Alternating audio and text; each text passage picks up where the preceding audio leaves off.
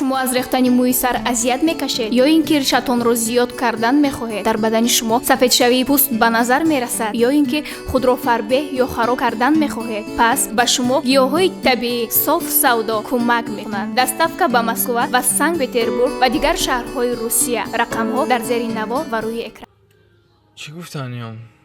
Ту дар трекет мегӯй ки биё ай пеш гап занем. Мо туда ҳичи гап надорем дига. Мо гап чамона да батл туда гуфтем.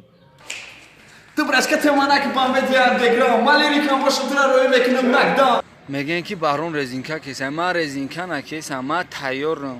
Ҳама одам ҷоша бига. Барои ҳамун треки хондагит ман фикр мекунам ки як бор дига бой додӣ. Метарсим ай батл. Ай судиёш. Маладе. Привет. хабари муҳим барои мухлисони репи тоҷик ва махсусан нафароне ки мухлиси батл ҳастанд.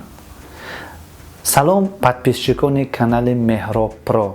тақдими шумост бахши овоза ва ҳақиқат.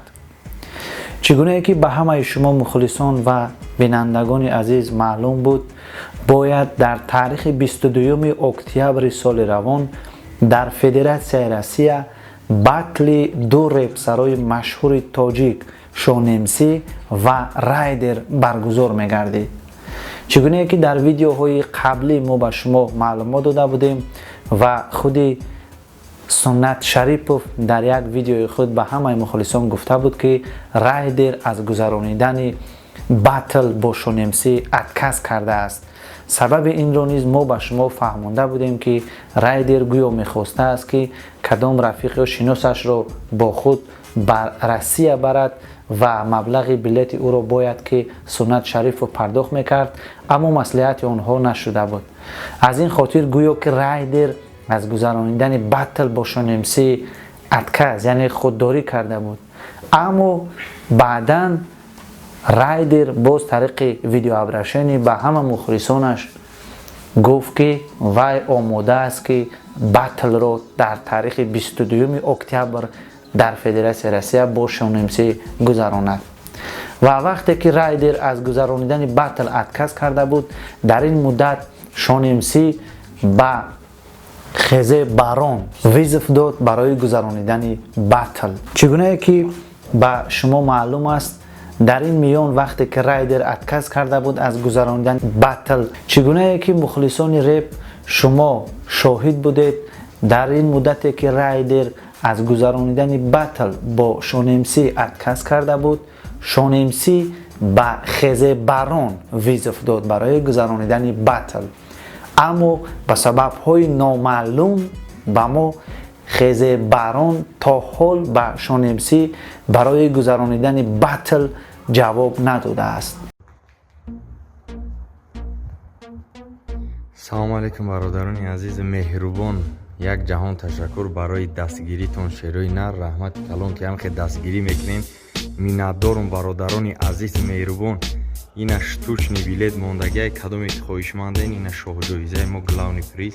шояд ки аз гузаронидани батл бо Шонемсӣ метарсад ва ё медонад ки вақте батлро гузаронад бой медиҳад ва мухлисонаш аз ӯ хафа мешаванд, ё ки обрӯяш, шӯҳрати ё карьераи репсароияш то андозае мемирад. аз ин хотир то ҳол ба Шонемсӣ ҷавоб надодааст.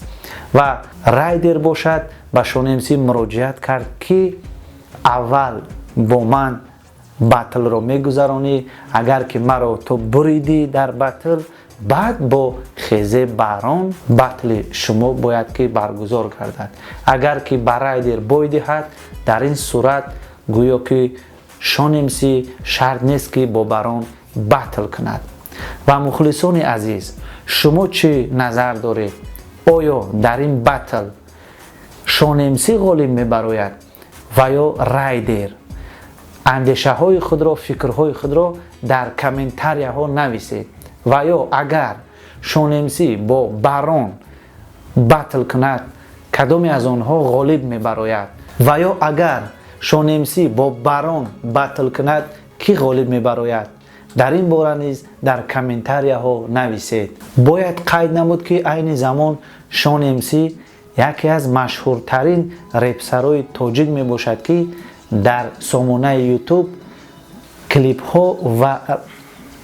ها و رپ های سروده او از همه بیشتر پرسموتر می گیرند. باید قید نمود که شان امسی عین زمان یکی از مشهورترین رپری تاجیک به حساب می رود و در سامانه یوتیوب رپ ها و کلیپ های او از همه بیشتر پرسموتر دارند. ولی تا حال ما بطل شان امسی رو با یگان رپسرهای تاجیک ندیده ایم. به اندیشه شما آیا شان امسی می تواند که در این بطل های در پیش استاده غالب برآید و یا نه؟ اندیشه های خود را در کامنتاریا می توانید نویسید.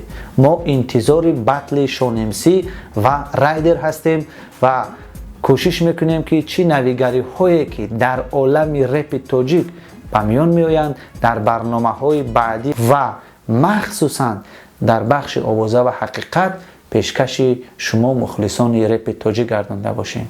خیر تا بخش دیگر.